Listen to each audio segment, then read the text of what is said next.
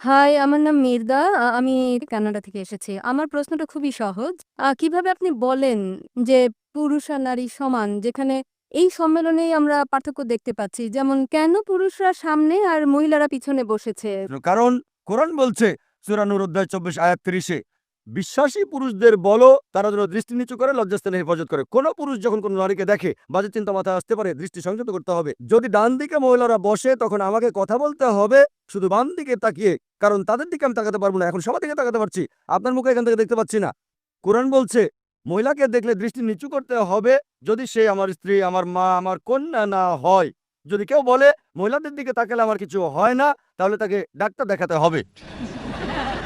এখানে থাকলে কথা বলতে সমস্যা হতো আমার। আপনি বলতেন এটা কি ধরনের ভদ্রতা, উনি পেছন দিকে তাকিয়ে কথা বলছেন আমার।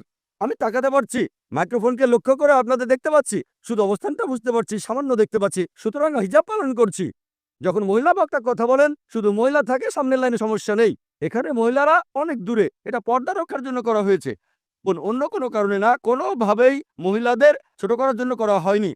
আশা করি উত্তরটা পেয়েছেন। ধন্যবাদ।